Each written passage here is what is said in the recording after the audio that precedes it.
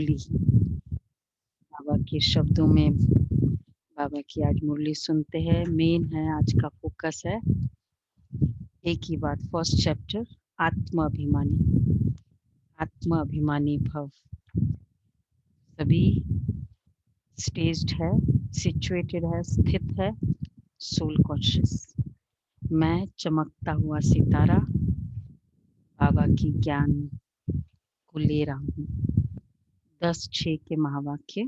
मीठे बच्चे, अमर बाबा आया है तुम्हें ज्ञान का तीसरा नेत्र देने। अभी तुम तीनों कालों और तीनों लोकों को जानते हो। तो 3 काल और 3 लोक, त्रिकालदर्शी, त्रिनेत्री बाबा हमको बनाते हैं। अच्छा, प्रश्न है, रूहानी बाप रूहों को वर्षा किस आधार पर देते हैं? रूहानी बाप बच्चों को वर्षा, आत्माओं को वर्षा का क्राइटेरिया क्या है? क्योंकि किसी को विश्व महाराजन, किसी को राजन, तो इसका क्राइटेरिया है वर्षा का क्राइटेरिया। कुछ कंडीशंस तो मतलब कुछ होना पड़ेगा ना, जब बहुत लोग होते हैं घर में भी, तो कुछ कंडीशंस होती है। कुछ पढ़ाई, पढ़ाई और पुरुषार्थ, धर्मातीत स्थिति के आधार पर। फ्रंट बेंचर वही कौन सा है? पुरुषार्थ यही अभिमानी। जो जिस पद के लायक होते हैं उसके हिसाब से ही वो उनको देंगे। तो जो जितना पुरुषार्थ करके आत्माभिमानी बन रहा है, राइट, जो बच्चे होंगे रियल में उनको ही मिलेगा। पढ़ाई के आधार पर। जो बच्चे अच्छी रीति पढ़ते हैं, देह अभिमान को छोड़ देह अभिमानी रहने का पुरुषार्थ करते हैं, उन्हें ही बाप का वर्षा मिलता है। पढ़ाई कितनी किया, मुरली सुनना एंड देन स्टडी करना, तो उन्हें ही बाप का वर्षा मिलता है। लौकिक बाप सिर्फ बच्चों को वर्षा देते, लेकिन पारलौकिक बाप का संबंध रूहों से है, इसलिए रूहों को वर्षा देते हैं। लौकिक बाप तो क्योंकि बच्चे हैं और वो लिमिटेड नंबर भी होता है, तो वर्षा सबको ही मिलता है। और पारलौकिक बाप आत्माओं को वर्षा देते हैं। आत्माएं तो सारी, शरीर के बच्चों की तो लिमिटेशन होगी, इसलिए बाबा कहते उसके आधार पर वर्षा मिले। गीत है, भोलेनाथ से निराला कोई और नहीं, बिगड़ी को बनाने वाला कोई और नहीं। ओम शांति। रूहानी बच्चे जानते, रूहानी बाप से अमर कथा सुन रहे, इस मृत्यु लोक से अमर लोक में जाने के लिए। निर्वाण धाम को अमर लोक नहीं कहा जाता। निर्वाण धाम अमर लोक किसको कहते हैं? नए बताए, अमर लोक किसको कहते हैं? रंजना बहन,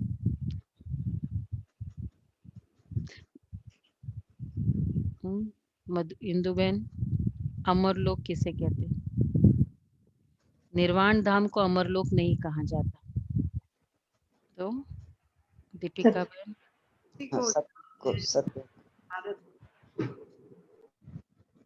अमर लोक, मृत्यु लोक से अमर लोक में जाना। अमर लोक मतलब सतयुग, उसको तो निर्वाण धाम अमर लोक डिफरेंट है। हर स्टेशन को एक जैसे नहीं मिला देना है। दिल्ली कैंट भी वही, फिर सराय खाले खान भी वही, ऐसा थोड़ी होता है। बाबा कहते अमर लोक, अमर लोक क्यों स्पेशली मेंशन किया? जहां तुम अकाले मृत्यु को नहीं पाते हो। देखो कितना क्लैरिटी है। अमर लोक मतलब अमर रहने वाले नहीं है कि मरते ही नहीं है, अमर, पर अकाले, अकाले मृत्यु नहीं होती, इसको अमर लोक, अनटाइमली डेथ नहीं होती, अकाले, अमर नहीं है, अकाले। हाँ ऑब्वियसली, इसलिए उनको अमरलोक कहा जाता है। रूहानी बाप जिसको अमरनाथ कहा जाता है, जरूर अमरलोक में ले जाने के लिए मृत्यु लोक में कथा सुनाएंगे। 3 कथाएं भारत में ही मशहूर है, अमर कथा, सत्यनारायण की कथा, और तीसरी है तीजरी कथा। तीजरी की कथा के रूप में तीजरी की कथा। तीज, तीज ये ना राजस्थानी कम्युनिटी में ये बहुत बड़ा त्योहार होता है। बहुत ही फनी स्टोरी है एक्चुअली में। नहीं, गॉड गॉडेस तो कोई नहीं होती उसमें। हाँ, तीजरी उसमें की गॉड गॉडेस का नाम नहीं है। हाँ उसमें तो चांद को देख के खाना खाना था, तो वो भूखी नहीं रही, भाइयों को दया आ गई हमारी बहन भूखी है, तो उन्होंने छलनी के पीछे दिया लगा के उसको दिखा दिया कि देखो चांद उग गया, और उसने खाना खा लिया। उधर वो से खबर आई तुम्हारा पति मर गया। करवा चौथ, ये तो करवा चौथ की कहानी है। वो करवा मतलब चौथ ये की कहानी है। तीसरी वाले तीजरी में भी नहीं। यही होता है। हाँ, वही है, इसी तीज, कहानी को बाबा वही कहते हैं। चांद से सातुड़ी तीज को कहते हैं, सातुड़ी तीज। हाँ हाँ राइट, तीज के कनेक्शन में है।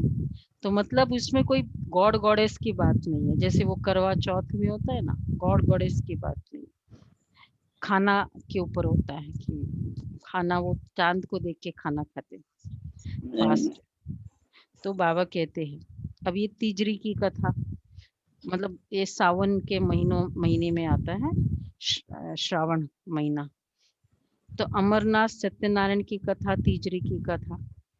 भक्ति मार्ग में तो तीजरी का अर्थ कोई समझते ही नहीं है।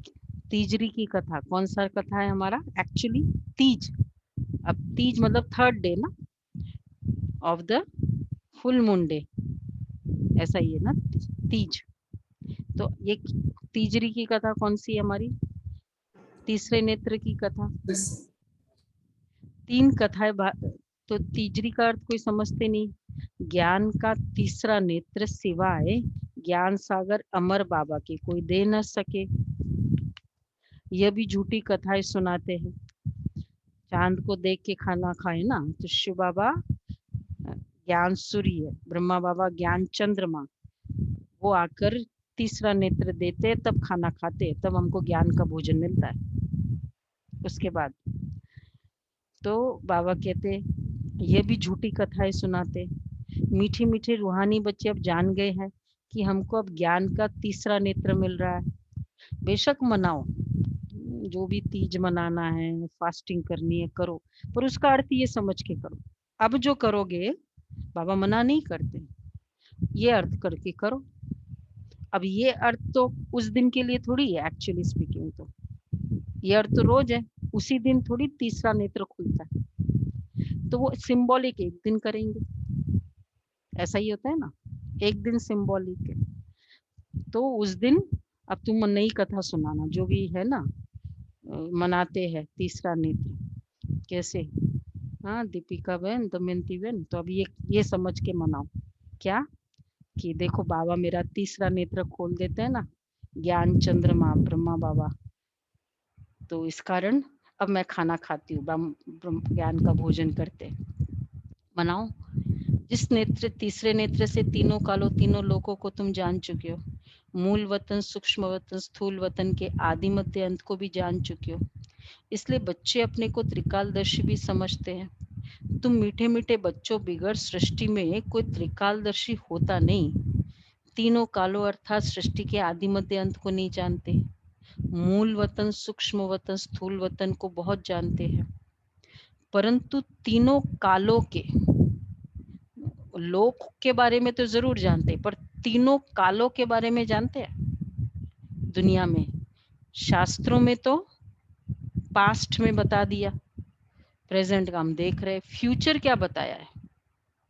कोरोना काल आया या ये आया बॉम्ब्स का, तो शास्त्रों में इसका वर्णन कहाँ है? 2 नेत्री बनाया ना, 2 कालों का ज्ञान है, तीसरे काल का नहीं तो आज के काल का आंसर होता ये है।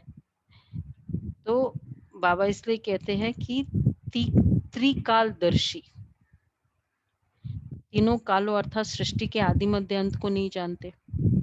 और फिर वो त्रिकालदर्शी एक होता है टोटल ओवरव्यू, और एक है एवरी कर्म में भी त्रिकालदर्शी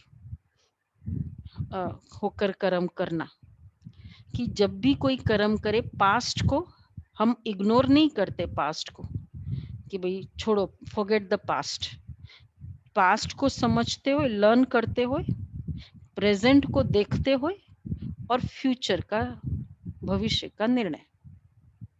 यह है त्रिकालदर्शी, कि इसका फिर भविष्य में क्या इम्पैक्ट हो सकता है। परंतु तीनों कालों के आदि मध्यांत को कोई नहीं जानते। अब मीठे मीठे रूहानी बच्चे रूहानी बाप से सुन रहे हैं, हम उनके बच्चे बने हैं। एक ही बार तुम रूहानी बच्चों को रूहानी बाप मिला है, रूहों को पढ़ाते हैं और सब देवाभिमानी होने के कारण कहते हैं मैं यह पढ़ता हूँ, मैं यह करता हूँ। आत्मा को पढ़ाना, आत्मा से बात करना, आत्मा को देखना, ये ज्ञान, ये क्या बोलते हैं उसको, सुहेज, ये बाबा के ज्ञान का ही है, इस संगठन का ही है। मुरली सुनते समय है स्पेशली कि बाबा आत्मा को पढ़ाते। चलो एक सेकंड, एकदम मैं चमकता हुआ सितारा, पावरफुल सितारा, ज्ञान सूर्य शिव बाबा सामने मुझे देख रहे। ओके जी, तो अब मैं आत्मा पढ़ रही हूँ। अब हमें क्लियर है ना। पहले क्या होता था, डेजिग्नेशन पढ़ रहा था, मैं रिच, मैं पुअर, मैं मेल, मैं फीमेल। अब मैं आत्मा पढ़ता हूँ, देहाभिमान आ जाता है। अभी संगम पर रूहानी बाप आकर रूहानी बच्चों को कहते तुम अच्छी रीति पढ़ो, बाप से हर एक बच्चा वर्षा लेने का हकदार है, क्योंकि सब रूहानी बच्चे हैं ना। लौकिक संबंध में सिर्फ बच्चा वर्षे का हकदार बनता है, और इस पारलौकिक संबंध में सभी बच्चों रूहों को वर्षा मिलता है। अमरनाथ की भी कथा सुनाते हैं, कहते पार्वती को पहाड़ों पर कंदराओं में जाकर कथा सुनाई ना, कितनी अच्छा एक्यूरेट है। पहाड़ों पर अमर कथा पहाड़ों पर जाके सुनाई। कोई भी अगर कोई अच्छा भी मतलब कोई बात होती है, कोई भी अगर अनाउंसमेंट भी करनी होती है कोई बड़ी, तो प्रधानमंत्री कहाँ सुनाता है? सब टीवी न्यूज़ चैनल सारे एक ही न्यूज़ दे रहे होते हैं, क्योंकि बहुत बड़ा अनाउंसमेंट है भी, और वो भी प्रधानमंत्री दे रहा है। अब वो पहाड़ों पर कंदराओं पे बैठ के कथा सुनाया, वो उसका क्या मीनिंग होगा फिर? इतनी अच्छी कथा, और फिर इसमें देना चाहिए ना एकदम इतना सीक्रेट्स में क्यों? तो बाबा कहते हैं पहाड़ों कंदराओं पर, लेकिन रॉन्ग भी नहीं है। एक्चुअली ये माउंट आबू का सिंबल है ना दीदी, वहाँ अरावली पर्वत पर दिया। तो पहाड़ों का मतलब ही है कि एकदम क्वाइट स्थान। तो बाबा भी कहाँ आते हैं? पहाड़ों पर, मधुबन, माउंट आबू, नाम ही माउंट है, और वहां बाबा आते हैं। और कौन सी पार्वतिया है? हम सब पार्वतिया, जो भी सब बैठ के सुन रही हैं। सीताओं को नहीं सुनाया, राधा को कभी नहीं सुनाया, लक्ष्मी को कथा नहीं सुनाई, पार्वती को कथा सुनाई, और वो भी शंकर ने सुनाई। कितना एक्यूरेट है। पार्वती की एक और विशेषता थी कथा के दौरान, स्पेशली मालूम है ना जो सबको? सो गई थी, सो गई थी। हाँ, तो कथा सुनते सुनते थोड़ी उबासी आना, तो ये फिर एक नॉर्मल ह्यूमन बीइंग के लिए बताया गया ना, नहीं तो देवी देवता को कैसे उबासी आ सकती है कथा सुनते? हम पार्वती। तो अभी संगम पर रूहानी बाप आकर रूहानी बच्चों को अच्छी रीति पढ़ाते। ये तुम बच्चे जानते हो झूठ क्या है, सच क्या है? सच तो जरूर सच्चा बाबा ही सुनाएंगे। बाप एक ही बार सच सुनाए सचखंड का मालिक बनाते हैं। तुम जानते हो झूठ खंड को आग लगनी है। ये जो कुछ देखने में आता है वो यह नहीं रहेगा, समय बाकी थोड़ा है। ये शिव बाबा का ज्ञान यज्ञ है। जैसे लौकिक संबंध में भी बाप यज्ञ रचते हैं, कोई रुद्र यज्ञ रचते हैं, कोई गीता यज्ञ, कोई रामायण यज्ञ रचते हैं। तो यह भी देखो, ये हम ऑर्गेनाइजेशन नहीं है, ये तो अभी मतलब जब हमको इसको अकाउंटिंग पर्पस के लिए एक्सेट्रा, तब ये संस्था या ऑर्गेनाइजेशन नाम हो। अदरवाइज इसका नाम क्या है? यज्ञ। ये बाबा का यज्ञ है। यज्ञ का मतलब ही स्वाहा, और जो जलती रहती है वो वेदी पर जलता रहता है। तो इस ज्ञान यज्ञ से, ज्ञान यज्ञ में हम स्वाहा करते हैं, तन मन धन विकारों को स्वाहा करते हैं, इसलिए यज्ञ है। यह है शुबाबा का रुद्र ज्ञान यज्ञ। यह अंतिम यज्ञ है, फाइनल। तुम जानते हो हम अमरपुरी में अब जा रहे हैं, कई को होता है ना यज्ञ रचना चाहिए, बहुत पुण्य का काम है यज्ञ, मतलब ये मानते हैं, इसलिए रामायण को भी यज्ञ की कह दिया, गीता को भी। एक्चुअली यज्ञ मतलब ही अग्निकुंड। तो उन लोग क्या करते हैं, वो 108 वो करते हैं, साथ साथ में रामायण इधर चल रहे होते हैं और साथ में 108 जगह पंडित मतलब साइड में बैठे होते हैं, होता है ना ऐसा ही। और वो रामायण पढ़ रहे होते, मेन महाराज जो पढ़ा रहे होते हैं ना। और कहीं कहीं वो कुंड रचे जाते उतने साथ में, ऐसा भी होता है ना, पता होगा ये राजस्थानी। देखा हुआ है, बहुत हाँ होता है। बहुत। डोंगरे जी महाराज आते थे बॉम्बे में, तो हम तो कई बहुत बार अटेंड किया। तो उसके चारों तरफ वहाँ चारों तरफ मतलब साइड में, बीच में तो दर्शक बैठेंगे और साइड में फिर वो रामायण पढ़ने वाले होते थे पंडित जी। तो वो जो सुना रहे और वो कंटिन्यूस चलता रहता। तो बाबा कहते हैं कि अब ये भी यज्ञ है, उसमें चेंज आने के लिए। फाइनली यज्ञ क्या मतलब क्या है? चेंज आने के लिए, कोई कार्य की सिद्धि के लिए ये यज्ञ है। और आजकल तो ज्यादातर शो ऑफ हो गए भाई, अगर यज्ञ कर रहे हो, रामायण यज्ञ मतलब अमाउंट है इतना, 50-60 लाख का खर्चा है, मीन्स सब कुछ हो, ये भी थोड़ा चल गया है। तुम जानते हो अमरपुरी में अब जा रहे हैं, बाकी थोड़े मिनट का रास्ता है।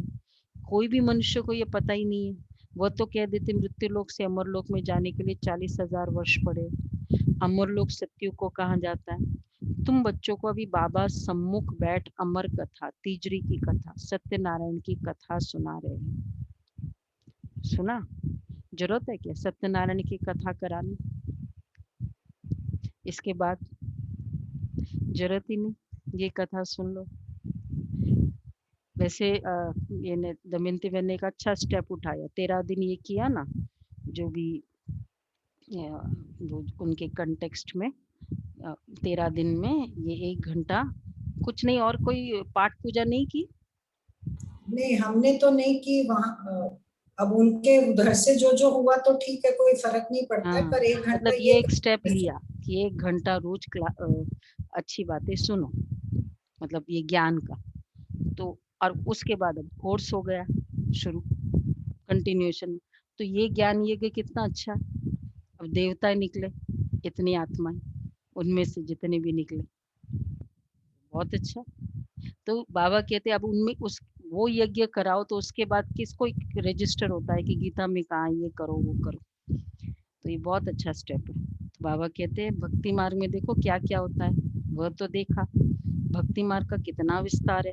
जैसे झाड़ का बड़ा विस्तार होता है, वैसे भक्ति का भी बड़ा कर्मकांड का झाड़ है। यज्ञ व्रत नियम जप तप आदि कितना करते हैं। इस जन्म के भक्त तो बहुत बैठे हैं, मनुष्य की वृद्धि होती रहती है। तुम भक्ति मार्ग में आए हो तब से दूसरे धर्म स्थापन हुए हैं, हर एक का अपने धर्म से कनेक्शन है, हर एक की रस्म रिवाज अलग है। भारत अमरपुरी था, भारत अब मृत्यु लोक है। तुम आदि सनातन देवी देवता धर्म वाले थे, परंतु अब पतित होने के कारण तुम अपने को देवता कहला नहीं सकते, ये तुमको भूल गया है। हम सो देवता थे। जैसे कहते क्राइस्ट ने हमारा धर्म स्थापन किया, तो हमारे क्रिश्चियन चले आए हैं। ऐसे नहीं, ये बाबा कितनी बार कहता है, ऐसे नहीं कि यूरोपियन धर्म के हैं, यूरोप में स्थापन हुआ डजंट मीन यूरोपियन धर्म है। तो हिंदुस्तान में स्थापन हुआ इसका मतलब हिंदू धर्म कैसे हो गया? कितनी कितनी कॉमन और लॉजिकल बात है। ये तो एक्चुअली चैलेंज करने वाली बात है ना, हिंदू धर्म क्यों कहाँ। वैसे तुम हिंदुस्तान में रहने वाले अथवा भारत में रहने वाले, धर्म थोड़ी स्थान से कनेक्टेड है। धर्म तो जो स्थापक होता है उसकी जो धारणाएं है, प्रिंसिपल्स है, उससे कनेक्टेड है, या एक्चुअली स्थापक से कनेक्टेड है। चलो बौद्ध कर दिया, बुद्ध है, तो इस तरह से बुद्ध का बौद्ध, क्राइस्ट का क्रिश्चियन, वो तो ठीक है, पर हिंदुस्तान और हिंदू ये तो ठीक नहीं है ना। शास्त्रों में तो हिंदुस्तान शब्द ही नहीं है, वो हाँ तो अभी भारत का में, दिया हुआ है। वो तो वर्ड तो ये ब्रिटिशर्स का है ना हिंदुस्तान, और वो पॉलिटिशियंस ने वो नाम रखा उस समय। हाँ तुम, परंतु अपने को हिंदू कहलाने के हिंदू ही पुकारते हैं। ये सिर्फ तुम ब्राह्मण बच्चे ही जानते हो। जिस बाप को पुकारते आए हैं, वह हमको बेहद का वर्षा देते हैं। अब बेहद का वर्षा देने के लिए अमर कथा सुना रहे हैं। हम अमरपुरी के मालिक बनने वाले हैं। अमरपुरी को स्वर्ग कहा जाता है। तुम कहेंगे हम स्वर्गवासी बनने के लिए कथा सुन रहे हैं। कलयुग में मनुष्य मरते हैं तो कहते हैं स्वर्गवासी हुआ। अब उसने कोई स्वर्ग में जाने के लिए पुरुषार्थ थोड़ी किया। तुम तो पुरुषार्थ कर रहे हो अमरपुरी वैकुंठ में जाने के लिए। पुरुषार्थ कराने वाला कौन? 4 बजे उठना, फिर रेगुलर, फिर बाद में पुरुषार्थ करो, फिर रेगुलर मुरली, फिर कर्मयोगी, फिर खान पान की शुद्धि, उसमें भी थोड़ा सा कुछ किया, 95% संतुष्ट। अगर 95 से अगर 80% भी हुआ तो भी रॉन्ग। ये सब करने के बाद अंटिल कलयुग एंड फिर स्वर्ग में जाते हैं। ऐसे कैसे? ऊपर कुछ शरीर छोड़ा, हेवनली अबोर्ड। कितना एक्यूरेट है, क्योंकि नाम हेवन बोला। हेवन बोलते ही क्या हो, किसी को कहो ना भाई वो जगह जाओ, इट्स हेवन, उसकी कॉस्ट वैसे इंक्रीज हो जाती है। इतनी कॉस्ट हम पे करते हैं पूरे संगम युग। बाबा कहते हैं तुम पुरुषार्थ कर रहे हो अमरपुरी वैकुंठ में जाने के लिए। पुरुषार्थ कराने वाला कौन है? अमर बाबा, जिसको अमरनाथ भी कहा जाता है। इस यज्ञ को पाठशाला भी कहा जाता है। दूसरे धर्म को दूसरे कोई पाठशाला को यज्ञ नहीं कहा जाता है। यज्ञ अलग रचे जाते हैं, जिसमें ब्राह्मण लोग बैठ मंत्र जपते हैं, पाठ पढ़ते हैं, मंत्र जपते हैं, कंटिन्यूस मंत्र जप होता है। तो इसलिए वहां जाओ ना, वहां का वातावरण डिफरेंट ही होता है। उस तरह के माहौल में जाओ तो, क्योंकि गायत्री मंत्र जपते हैं दीदी। हाँ जो भी मतलब मंत्र जपते कंटिन्यूसली।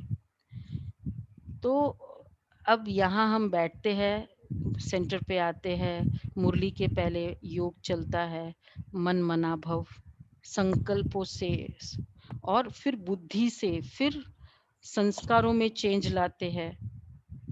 मतलब फिर योग करते हैं, फिर मुरली सुनकर अंदर ही अंदर प्रॉमिस कर रहे हैं कि ये संस्कार अब से नहीं करेंगे ये, और फिर खान पान की शुद्धि पूरी, और सबसे बड़ी पवित्रता रिलेशनशिप्स में। इससे बड़ा यज्ञ क्या हो सकता है? अगर कोई सोचे भी, बोलो भाई, सुमन बहन कहाँ है? इससे बड़ा यज्ञ है कोई? इतना त्याग तपस्या है वहां। वो तो उस समय पाठ पूजा करते हैं तो भी वातावरण अच्छा होता है, और अगर ऐसा करे तो इसलिए जितनी बाबा, देर कथा चलती है सब सुनते हैं, जैसे ही पंडित जी गए अंदर फिर वही बातें होने लग जाती हैं। हमने हाँ तो यही देखा। हाँ, फिर वो क्योंकि संस्कार कोई वो फोकस नहीं है ना, खाली उस बात पर फोकस है, स्टोरी पे फोकस है। अगर वैसे फोकस होता तो फिर वो थोड़ा बहुत चेंज आ भी जाता। तो बाबा कहते इसको, ये मंत्र पढ़ना, योग करना, संस्कारों को चेंज करना।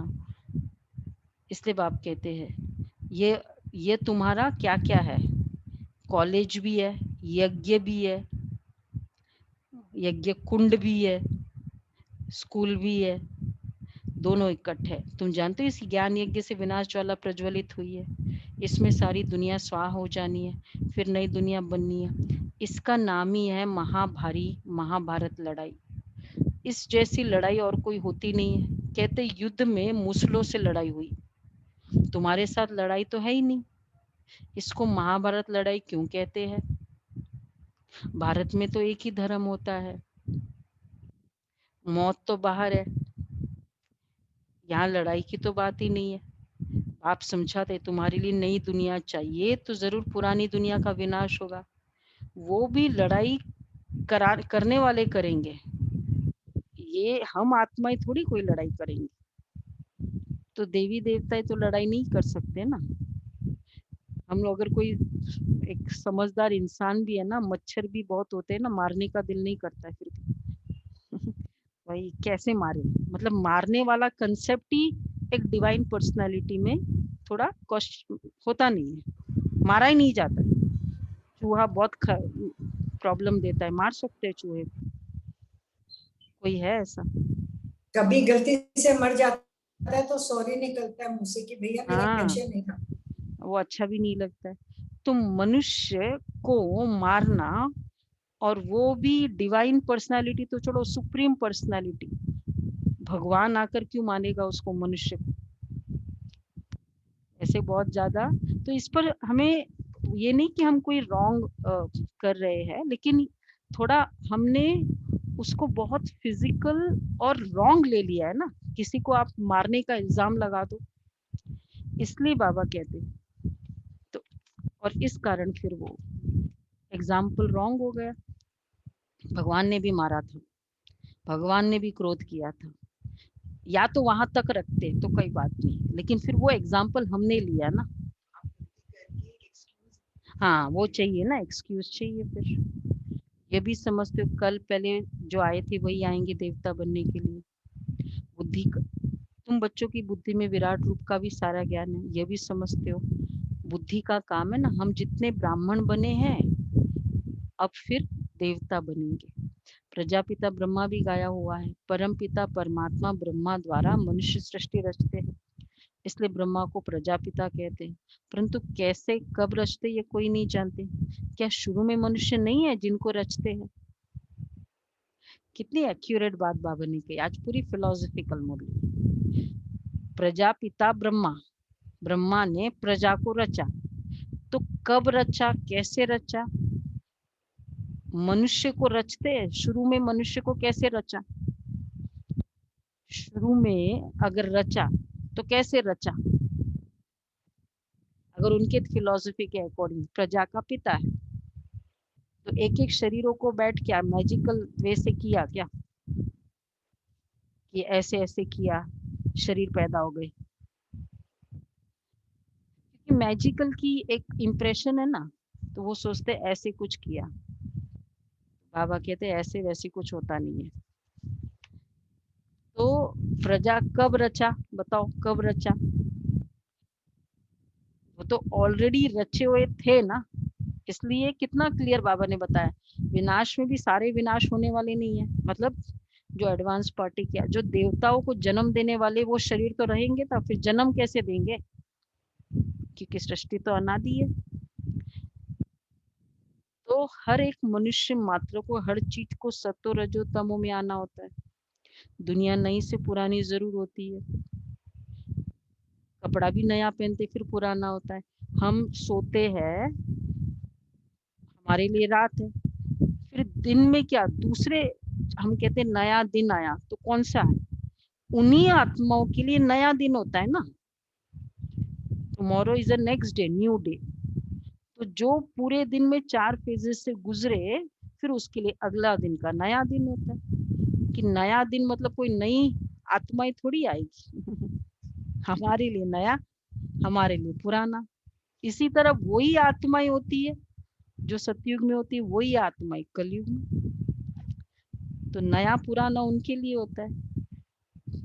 तो कपड़ा भी नया पहनते फिर पुराना होता है। तुमको ज्ञान मिला है, सच्ची सत्यनारायण की कथा भी तुम सुन रहे हो। गीता है सर्वशास्त्र में शिरोमणि, बाकी है उनके बाल बच्चे।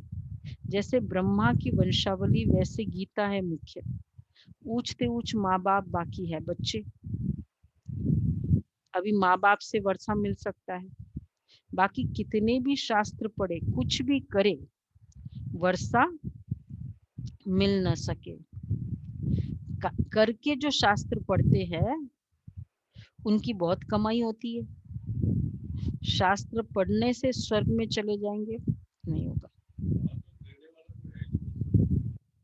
वर्षा दे मतलब स्वर्ग तो नहीं मिलेगा ना। हाँ, स्वर्ग is Varsha, inheritance. Inheritance property है, इनहेरिटेंस बच्चों को ही मिलती है, बच्चा बनना पड़ता है। इवन लीगल में भी क्या होता है कि अगर किसी के बच्चे नहीं हो और प्रॉपर्टी, तो उसको पहले एडॉप्शन करनी होती है, अगर उसको देना भी है तो। होता है ना ऐसा? गुलाब भाई, ऐसा ही होता है ना? नहीं तो अलाउड थोड़ी है ऐसे ही कोई किसी को प्रॉपर्टी दे दे। जैसे रमेश भाई ने किया। हाँ, रमेश भाई शायद। रमेश भाई ने जो भी था यज्ञ का, तो वो पहले बच्चा बनाया। बच्चा इन द सेंस वो बहन को अडॉप्ट किया, क्योंकि देना है तो फिर वैसे करना होता। तो वह तो हो गया। इसलिए बाबा कहते हैं कि स्वर्ग इनहेरिटेंस है, स्वर्ग ऐसे कोई नहीं जा सकता। तुम 21 जन्म के लिए साहूकार बनते हो, वह तो हो गया अल्पकाल के लिए। यहाँ तुम बच्चे जानते हो कितनी कमाई करते हैं 21 जन्मों के लिए। विचार तो करो। वह एक सुनाएंगे, सब उनको पैसे देंगे। यहाँ बाप तुम बच्चों को सुनाते, तुम 21 जन्म के लिए साहूकार बनते हो। वहां सुनाने वाले की जेब भरती है, और यहाँ सुनने वाले की। सुनाने वाला तो शिव बाबा है, उसका तो क्या है, सुनने वाले की। भक्ति आदि करना प्रवृत्ति मार्ग वालों का काम है। दीदी यहाँ तो उल्टा काम हो गया, वहां हम लोग सुनाने वाले को देते हैं, यहाँ सुनाने वाला हमको सुनने का दे रहा है। हाँ, सुनने का दे रहे हैं हमको रिटर्न, कि तुम सुनो और तुम सुनो भी, और ये स्वर्ग भी ले लो, चाबी भी ले लो। ये भी अच्छा है। इसलिए तो बाबा कहते हैं मैं तुम्हारा ओबीडिएंट सर्वेंट हूँ, तुम्हारी सेवा करने आया हूँ। तो भक्ति आदि करना प्रवृत्ति मार्ग वालों का काम है। तुम हो प्रवृत्ति मार्ग वाले। पर वृत्ति, तुम जानते हो स्वर्ग लोक में हम पूज्य थे, नहीं तो 84 जन्मों का हिसाब कहाँ से आया? यह है रूहानी ज्ञान, जो सुप्रीम रूह ज्ञान सागर से मिलता है। पतित पावन बाप ही सबके सदगति दाता है। हम बच्चों को अमर कथा सुना रहे हैं। जन्म जन्मांतर झूठी कथा सुनते आए हो, अब सच्ची कथा सुनकर तुम 16 कला संपूर्ण बनते हो। अब चॉइस है, ये कथा सुने या वो कथा सुने। वो ये ऐसा हुआ, वो राजा ऐसा गया, वो कथा। तो ये कथा सुनना है कि ये कथा सुने? बोलो जी, क्या करना चाहिए? खुद सोचो। ज्ञानी बच्चों को ये इनिशिएटिव लेना चाहिए, जिन्होंने ज्ञान समझा है। कोई भी ऐसा ओकेजन है ना, ये कथा सुनाएंगे हम, और लोगों को बहुत इंटरेस्ट आता है। हमारा बहुत एक्सपीरियंस है, हर जगह जहाँ भी ऐसा कुछ हो, कोई शरीर छोड़ता है या कोई शादी होती है या कुछ ऐसे माहौल है, तो उसमें ये कथा रखो, बहुत अच्छा बने। गुजरात में तो दीदी सत्यनारायण की कथा में वो लोग दीदी लोग को बुला के सच्ची सत्यनारायण की राइट, कथा। यस, वो होते ही है। भागवत कथा है, उसके साथ तो ये करते ही है बहुत जगह। ये इनिशिएटिव लेना चाहिए, मतलब उन आत्माओं का कल्याण करना है ना। वो बेचारे आए हैं सुनने, तो उनको कुछ मटेरियल मिले तो मजा आता है ना, नहीं तो ऐसे कैसे मजा आएगा। और हम बाबा के बच्चे कितने दिल से सुनाते हैं। वो पंडित जी की तो आंख इधर उधर हो भी, मतलब ऐसे जरूरी नहीं कि इतनी पवित्र आंखें भी हो और ये हो। बाबा की बहनें आती है, का ध्यान रहता है दक्षिणा कितनी चढ़ाई जा रही है, कौन कितना दे मतलब रहा है। हाँ, कुछ अच्छे भी होंगे लेकिन इतनी तो प्योर नहीं है ना। बहुत बड़ी सर्विस है। अब देखो आजकल योग डे है, हम लोग संडे को बताएंगे आपको क्या क्या प्रोग्राम्स हम योगा डे पे करते हैं। तो कितना ही सेवा होती है इसमें, वो करो। बाबा कहते हैं हम बच्चों को अमर कथा सुना रहे हैं, जन्म जन्मांतर झूठी कथा सुनते आए हो। सच्ची कथा सुनकर तुम 16 कला संपूर्ण बनते हो। चंद्रमा को 16 कला संपूर्ण कहा जाता है, सूर्य के लिए नहीं कहते। तुम जानते हो हम आत्माएं भविष्य में सर्वगुण संपन्न 16 कला संपूर्ण बनेंगे, फिर आधा कल्प के बाद उन्हों में खाद पड़ जाती है। अभी तुम समझते हो हम फिर से सर्वगुण संपन्न 16 कला संपन्न सो देवता फिर से बन रहे हैं। हम आत्माएं पहले अपने घर जाएंगे, फिर हम शरीर धारण कर सो देवता बनेंगे, फिर चंद्रवंशी घराने में आएंगे। 84 जन्मों का हिसाब किताब चाहिए ना, किस युग में, किस वर्ष में कितने जन्म हुए, इतना स्टैटिस्टिक्स एक्यूरेट बताना। बाप ने 84 जन्मों की सच्ची सच्ची कथा आप सुनाई है। बाबा ने ये 84 जन्मों की कथा सुनाई, तो उन्होंने फिर 84 का कितने सारे नाम, 84 लाख, 84 कोस की यात्रा, ऐसे कई 84 का नाम लिया हुआ है। 84 फिगर में स्पेशलिटी बताइए। अपने को एक तो ब्राह्मण समझना पड़े, पहले इस कथा की प्रायोरिटी है, रिक्विजिट है। पहले अपने को ब्राह्मण समझना है। कल ही हमने डिस्कस किया ना, ब्राह्मण मतलब क्या, शुद्धि, कंप्लीट शुद्धि, इतनी सी भी अशुद्धि नहीं। शायद मैंने कल शाम को बताया क्या, मोहिनी बहन ने किसी की चर्चा होती थी ना, जैसे दीदी को बोला कि मतलब उस किसी बीमार के पास गए थे, भाई के पास, और फिर अब कभी उस भाई ने बोला होगा कि मैं तो बीमार नहीं पड़ता हूँ ऐसे, तो फिर मिल के आ गए, फिर बोला दीदी को कि वो तो ऐसे कहता था, और दीदी ने बोला आगे से किसी के लिए उलाहना नहीं देना। ये भी उस आत्मा के लिए बद्दुआ है, उलाहना देना कि वो तो ऐसे कहते थे, तुमने तो ऐसा कहा था, तुम कहाँ ऐसे करते हो। जैसे कई होते हैं ना, मैं नहीं बीमार पड़ता हूँ, मैं कुछ नहीं बीमार पड़ता हूँ, हो गए बीमार, वे कहते देखा तुमने तो ऐसा कहा था। ये उल्हना देना, ये बहुत बड़ा विक्रम है। बताओ अभी इतनी, हाँ क्रिटिस है, बट ये तो हम बहुत नॉर्मल कोर्स में मानते हैं ना। नहीं, नॉर्मल कोर्स ही तो मानते हैं ये उल्हना देना। बाबा हमें इतनी माइन्यूटली चेकिंग करते। अब अगर ये कथा सुन ले, तो अगर ये चेकिंग कर ले तो उसका पुण्य और बाकी कथा का पुण्य, उसमें भी पुण्य मिलता है। किसमें मिलेगा, भगवान किसमें ज्यादा खुश होगा दोनों में से, क्या लगता है आपको दीपिका बहन? सोच सही होना चाहिए। इतनी माइन्यूटली।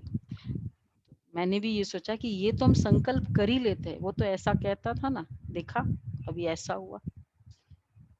वेरी रॉयल, दीदी वॉज वेरी रॉयल, मनमोहिनी दीदी बहुत चेकिंग करती थी।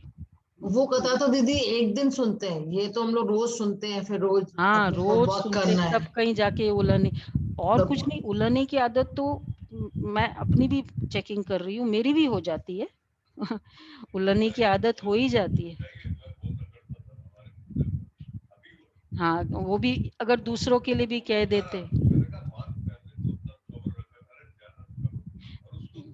नहीं, बट ये उसको जो पर ये निकला ना, यही विक्रम हुआ। बहुत बड़े बोलते थे ना, अब देखो ये क्यों बोला आपने, ये विक्रम क्यों किया। बाबा कहते हैं बहुत रॉयल्टी, शब्दों में, संकल्पों में, इसको कहेंगे ब्राह्मण। है ऐसे ब्राह्मण, इसको ब्राह्मण कहते हैं। वो कहते हैं कि भाई अच्छे नेचर है क्या, उनको आप लोग स्वर्ग में, अपने ही लोगों को स्वर्ग में ले जाते हो, उनको नहीं ले जाओगे।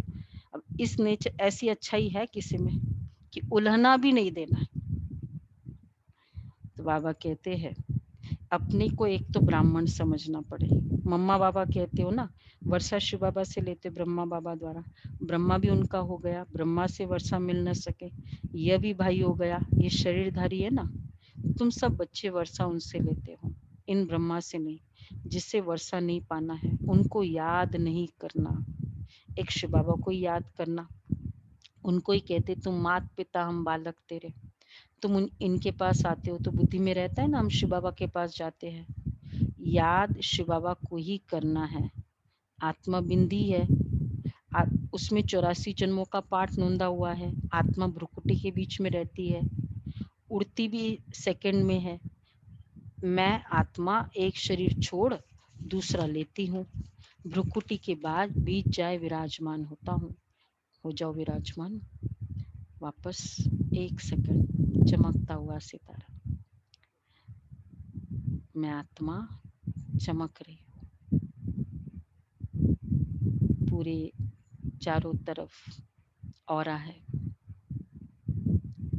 अच्छा जी, तो भ्रुकुटी के बीच जाए विराजमान होता हूँ, centre of the forehead, central place में। वैसे भी जो एक ये जो बिल्डिंग होता है ना, ये बिजनेस हाउसेस होते हैं, उसमें जो चेयरमैन ऑफिस होती है वो कहाँ होती है? एकदम ब्यूटीफुल सेंट्रली लोकेटेड, ऐसी जगह होती है। एम्प्लॉइज की ऑफिस यहाँ वहाँ, उनकी हेड ऑफिस भी होगी ना, बाकी सब जगह वो कनॉट प्लेस में, एकदम हार्ट, ऐसी हार्ट ऑफ द। तो आत्मा कौन है? Ruler, chairman of the body, कहाँ बैठेगी? सबसे सेक्रेड स्थान ये, सबसे इम्पोर्टेंट स्थान ये। हाँ, तो बुद्धि में समझ है हमारी आत्मा ऐसी है। सतयुग में तो कोई ऐसी चीज देखने की आशा ही नहीं रहती। आत्मा को देख सकते हैं दिव्य दृष्टि से, कोई इन आंखों से देखने की बात ही नहीं है। भक्ति मार्ग में ही साक्षात्कार करते हैं। जैसे रामकृष्ण का शिष्य विवेकानंद था, उसने बताया मैं सामने बैठा था तो उनकी आत्मा निकल मेरे में प्रवेश हो गई। ऐसा कोई होता नहीं है, उसकी आत्मा उसके शरीर में ऐसे प्रवेश नहीं हो सकती, उसका ऑलरेडी शरीर है। आत्मा कैसे एक शरीर छोड़ दूसरे में प्रवेश करती है? हाँ, उसकी वो शक्ति पावर मिलती है। अब वो पावर कोई आत्मा समझ लेते हैं, वो नहीं हो सकता है ना। कि अब जैसे ब्रह्मा बाबा ने दादी के हाथ में जैसे हाथ देकर वो सारी शक्तियां दी, तो वो एक अलग बात है। लेकिन आत्मा निकल के उसमें आ जाए, वो एक अलग बात, वो नहीं हो सकता। तो आत्मा कैसे एक शरीर छोड़ दूसरे में प्रवेश करती है, ये सब बातें तुम बच्चों को समझाई जाती है। अभी तुम समझते हो हम अमर लोक में जाने के लिए पुरुषार्थ कर रहे हैं। अमर लोक में हम, हमारा नेक्स्ट जन्म कहाँ है? अभी नेक्स्ट जन्म आगे है, बस कुछ साल बाकी है, 4-5 साल ही है बस, और कुछ नहीं है। हाँ, ये आ रहे हैं पर मंडे है ना, मुझे याद, वो कौन है, सूरज भाई, और अवेकनिंग करने के वो आएंगे। 4-5 साल ही है ना। मंडे को सूरज भाई का क्लास है, आफ्टर मुरली आधे घंटे मिलेंगे।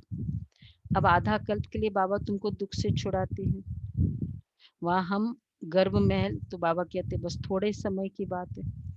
अभी तुम समझते हो हम अमरलोक में जाने के लिए पुरुषार्थ कर रहे हैं। अमरलोक में हम जन्म लेंगे, वहाँ हम गर्भ महल में होंगे। यहाँ तो गर्भ जेल में बहुत त्राही त्राही करते हैं। अब आधा कल्प के लिए बाबा तुमको सब दुखों से छुड़ाते हैं। तो कितना प्यार से ऐसे बाप को याद करना चाहिए। 2500 साल के लिए 9 दुख। तो बाबा हमेशा कहते हैं ना, उस बापूजी ने ब्रिटिश से छुड़ाया, तो कितना मानते। मैं 2500 साल के लिए छुड़ाता हूँ, मुझे कितना मानना चाहिए। अच्छा, तो ऐसे बाप को कितना प्यार से याद करना चाहिए। अच्छा, मीठे मीठे सिके लदे बच्चों प्रति मात पिता बाप दादा का याद प्यार, रूहानी रूहानी बाप की रूहानी बच्चों को को नमस्ते। नमस्ते। हम रूहानी बच्चों की रूहानी बाप दादा को याद कर गुड मॉर्निंग और नमस्ते। शुक्रिया बाबा, शुक्रिया, धन्यवाद बाबा, धन्यवाद। धारणा के लिए सार है, स्वयं को रूह समझ रूहानी बाप से पढ़कर पूरा वर्षा लेना है। रूह समझ रूहानी बाप से पढ़कर पूरा वर्षा लेना है। सचखंड का मालिक बनने के लिए सच्ची कथा सुननी और सुनानी है। सच्ची कथा सुननी और सुनानी है। दूसरा है, जिस बाप से बेहद का वर्षा मिलता है उसे ही याद करना है, किसी देहधारी को नहीं। इस पुरानी दुनिया को आग लगनी है, इसलिए इसे देखते भी नहीं देखना है। इसे देखते भी नहीं देखना है, आग लगनी है। वरदान है, मन मनाभव की विधि द्वारा मन रस की स्थिति का अनुभव करने और कराने वाले सर्व बंधन मुक्त भव। मन मनाभव की विधि द्वारा मन रस की स्थिति का अनुभव करने और कराने वाले सर्व बंधन मुक्त भव। जो बच्चे लोहे की जंजीरें और महीन धागों के बंधन को तोड़ बंधन मुक्त स्थिति में रहते हैं, वे कलयुगी स्थूल वस्तुओं की रसना व मन के लगाव से मुक्त हो जाते हैं। लोहे की जंजीरें और महीन धागों को, उन्हें देहाभिमान व देह की पुरानी दुनिया की कोई भी वस्तु जरा भी आकर्षित नहीं करती है। जब कोई भी इंद्रियों के रस अर्थात विनाशी रस के तरफ आकर्षण न हो, तब अलौकिक अतीन्द्रिय सुख व मनरस स्थिति का अनुभव होता है। इसके लिए निरंतर मन मनाभव की स्थिति चाहिए। आकर्षण न हो, आकर्षण नहीं हो, उसके लिए क्या पुरुषार्थ है? आकर्षण न हो तो ये सब मिलेगा, लेकिन आकर्षण पुरानी देह का हो जाता है, उसके लिए पुरुषार्थ क्या है? कोई भी चीज का जब रहस्य समझ में आता है ना कि अरे ये सच्चाई है, जैसे कोई घर है, ये है, हमको कोई बहुत अच्छे से बुलाया, खिलाया, पिलाया, लेकिन सच्चाई पता चला अरे इसके पीछे तो ये है, ये उसका स्वार्थ था। तो अब वो खाने में वो इंटरेस्ट से वो इन्फ्लुएंस होंगे कि बड़े प्यार से वो बिठा रहे हैं, कर रहे हैं, अब इन्फ्लुएंस होंगे। तो रहस्य समझ में आने से आकर्षक नहीं होंगे, इन्फ्लुएंस नहीं होंगे कि क्या है, क्या रहस्य है ये सब का, जो भी बातों का है। मेरे पास बहुत धन है, सपोज बहुत एजुकेशन है, इसके पीछे क्या रहस्य, क्या कमाना करना, सिर्फ यही रहस्य? मतलब हर चीज का रहस्य। कोई मुझे रिस्पेक्ट बहुत दे रहा है, उसके पीछे का मकसद क्या है, ये पता चलेगा ना, तो फिर वो आकर्षित नहीं होंगे। तो इसके लिए तो ये महीन धागे है, इन्फ्लुएंस होना महीन धागा। तो ये पुरुषार्थ करेंगे, मैं सर्व बंधन मुक्त आत्मा, नो इन्फ्लुएंस किसी भी। बाबा करा रहा है, अगर कोई सेवा के निमित्त बन रहा है, भगवान उसको टच कर रहा है, उसका भाग्य बन रहा है, कोई इन्फ्लुएंस नहीं। तो मन मनाभव की स्थिति। स्लोगन है, सच्ची सेवा वह है, बहुत अच्छा है, जिसमें दुआएं, जिसमें सर्व की दुआओं के साथ खुशी की अनुभूति है। सर्व की दुआओं के साथ खुशी की अनुभूति है, ये है सच्ची सेवा। ये बड़ा टच करने वाला पॉइंट है, क्योंकि दुआएं तो मिलती है सेवा से, कोई भी सेवा करो दुआएं मिलेगी, लेकिन उसके साथ खुशी भी मिले, ये दोनों का कॉम्बिनेशन होता है या कभी कभी एक ही मिलता है? क्योंकि कभी कभी चलो बहनों ने कहा है कर लेते हैं सेवा, मना नहीं कर सकते, फिर तो खुशी नहीं है, दुआएं तो मिलेगी। इसलिए फिर वो सच्ची सेवा की कैटेगरी में दोनों चाहिए। सेवा करो ना, खुशी खुशी से करो, उमंग से करो, एनर्जी से करो, ताकि दोनों मिले। दुआएं भी चाहिए और खुशी करंट है, एनर्जी भी चाहिए। ऐसे खुद नहीं की ना खुशी नहीं। के साथ दूसरों को भी खुशी अनुभव हो करके। हाँ, नेचुरल है वो, बहुत इन्फेक्शियस है खुशी। जैसे मैं खुश रहूंगी ना, इमीडिएटली वो चले जाएगा दूसरे के पास। तो इसलिए दोनों चाहिए। अच्छा जी। दीदी, ये रेस्पेक्ट हमेशा कोई स्वार्थ से ही थोड़ी दिया जाता है। वो तो कई जगह जहाँ बिल्कुल लॉजिकल और डिजर्विंग है तो बिना स्वार्थ के भी दिया जाता है। वो अच्छा है ना, वैसा वाला होना चाहिए। कभी जी। कभी स्वार्थ ये नहीं होता है कि लेकिन ये होता है कि चलो ये कोई डिवाइन पर्सनालिटी को देता हूँ, मेरा ये इच्छा पूरी हो जाए। ये सूक्ष्म में कभी ये भी स्वार्थ होता है। ओके। कुछ भी हो सकता है। मान शान चलो ये तो विजिबल स्वार्थ है, लेकिन मेरी इच्छा पूरी हो जाए ये तो स्वार्थ हो सकता है। तो मैंने तो अभी बाबा को याद करने के लिए भी ये था, कुछ कुछ संकल्प चलते थे सेवा के प्रति, ऐसा हो वैसा हो। अब ये भी पुरुषार्थ चल रहा है, मतलब ये फंडा किया बाबा के सामने भी निसंकल्प, अरमान फरमान 8 जून की मुरली वरदान, अरमान फरमान। तो वहां भी स्वार्थ क्यों कि बाबा ऐसा हो जाए, बच्चे ठीक हो जाए, बच्चे ऐसे हो जाए, कोई स्वार्थ नहीं। एक बार संकल्प कर दिया। कल सटल वर्ल्ड है ना, कल सटल वर्ल्ड की कोई सूक्ष्म बातें बताएंगे आपको। सूक्ष्म वर्ल्ड कितना पावरफुल है, हम सोच भी नहीं सकते।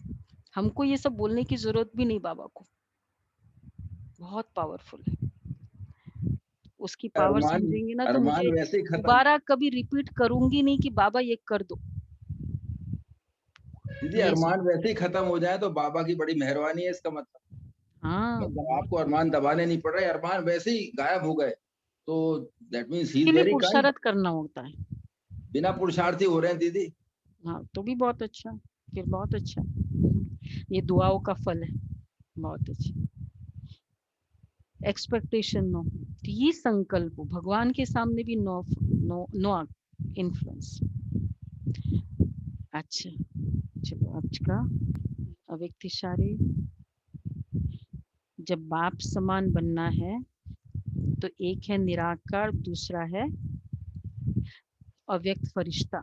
तो जब भी समय मिले सेकंड में बाप समान निराकारी स्टेज में स्थित हो जाओ, फिर कार्य करते फरिश्ता बनकर कर्म करो। फरिश्ता अर्थात डबल लाइट, कार्य का बोझ नहीं हो। तो बीच बीच में निराकारी और फरिश्ता स्वरूप की मन की एक्सरसाइज करो तो थकावट नहीं होगी।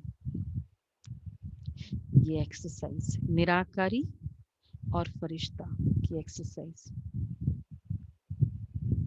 ये थकावट भी और ये संकल्प सिद्धि भी, दोनों बातें हैं इसमें। तो आज का एक ही पुरुषार्थ है। अच्छा तो